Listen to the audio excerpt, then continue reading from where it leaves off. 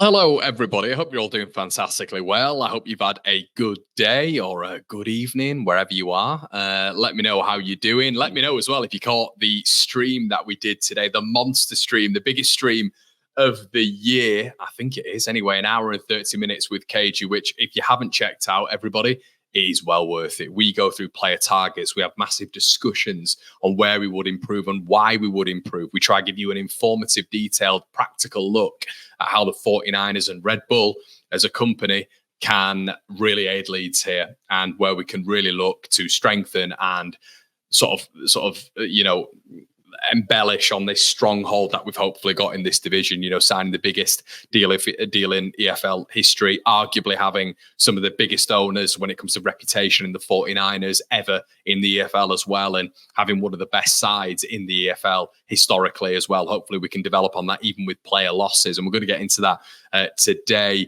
But it's really exciting now. The sun is out at last, and hopefully Leeds United are going to be looking at really developing on this side, developing on where we can go, how we can go about it, and maybe where we can look at replacements and certain things. Jordan Miles has had, as we mentioned several times, several months now to really develop in terms of this Leeds United structure, framework, and technicalities, when we're looking at players that we really need to improve on. So maybe have a look back at that, everybody. We've done our own sort of little breakdown on where we think we should be improving. I think you'll really enjoy it. It's well worth it. An hour and a bit. You can listen to it on your way home, or just even listen lunchtime or whatever, whenever you listen to your podcast. But well worth it, everybody, I have to say. We've got Patreon as well. We got merch. Check it out. Link in the description below. And let's get on to today's topic. Now, what I'd like to say as well is I sort of have to do this every single time.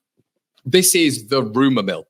This is the rumor mill. This is the rumor mill. And the reason I have to do that every single time is unfortunately, everybody, and I massively, respect all of you tuning in, and 99% of you are fantastic. And even if opinions differ, you're all absolutely fantastic. But unfortunately, there is the 1%ers who still think that I'm coming on here and giving you the confirmation mill. This is rumors. These are rumors based on whatever journalists say. And what we do here on the Room Mill, if you are a first-time viewer, hello, is we try to discuss the rumors. They might not even be true. I come on here a lot of the time and don't even think they are going to be true or going to come into some sort of, fruition.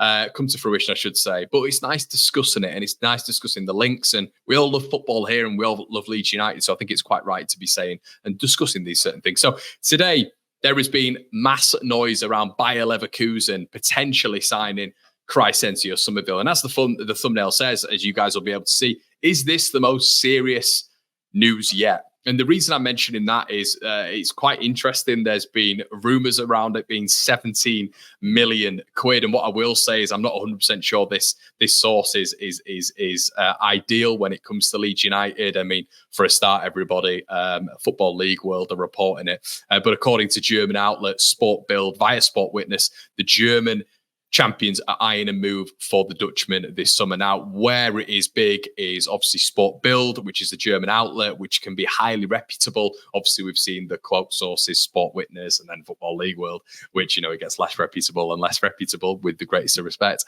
as it goes on. But, Sport Bild and obviously that outlet over there is absolutely huge. And I think the interesting thing about this is Nathan Teller is almost the primary example of how Leverkusen have gone about the business, looking at lower league establishment and looking at lower league prestige and prowess for the previous season and really picking up on that for good value. And Nathan Teller, for me, is the absolute example of that and is symptomatic of Bayer Leverkusen's strategy.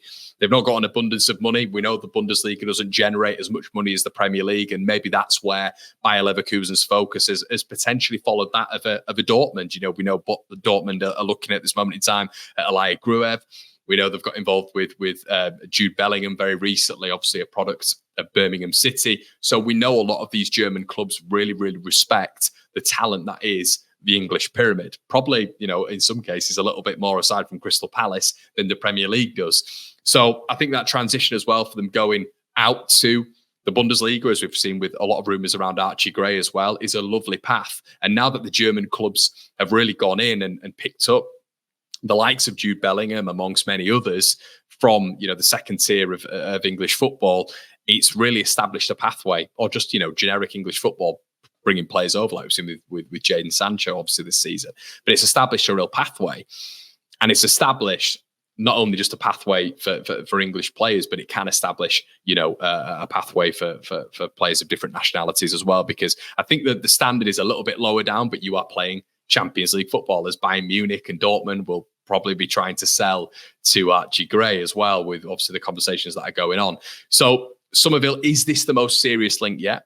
I don't think so, because I think when you're looking at players like Jobe Bellingham, that's Jobe, not Jude, who we're speaking about them maybe having a £20 million valuation on their heads, and that's how Sunderland value him. Obviously, we know the name Bellingham has massive surface level ramifications when it comes to transfers for his probably career now, because he's associated with Jude.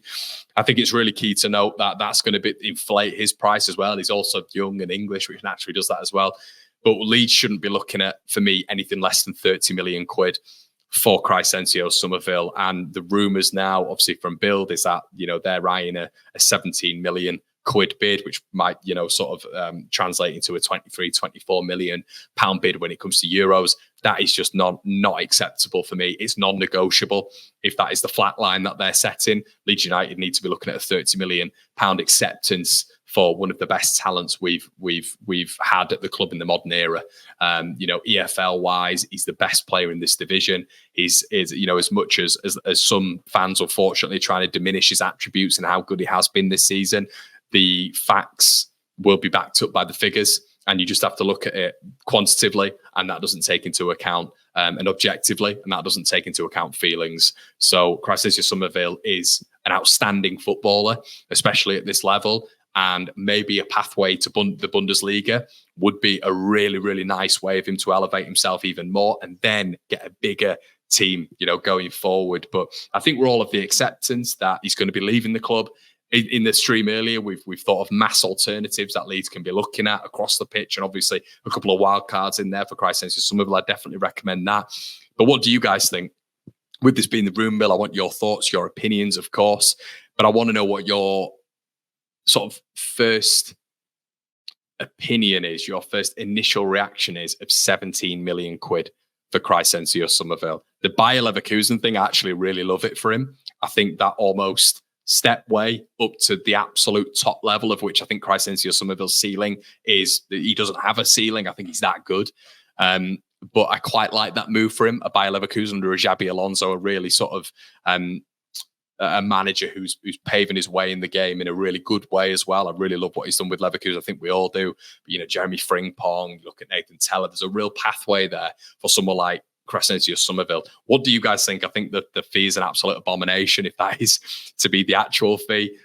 We'd be looking at 30 million quid, but I do wonder if the Bundesliga clubs can be affording that sort of price. Obviously with the revenue, the broadcast is nowhere near as high as even championship clubs at points when you're looking at the comparatives for relative levels. So let me know what you think in the comment section below, everybody. The fee, Bayer Leverkusen, Summerville going over there, is it realistic? Let me know. Hope you enjoyed the room mill. We'll be back tomorrow with more great news, hopefully great news, edging closer to the transfer window. Only 5 more days. And obviously, edging closer to the Euros, 9 more days. Guys, it's been an absolute pleasure. Make sure you like, comment, and subscribe. Really appreciate it. We'll see you in a bit.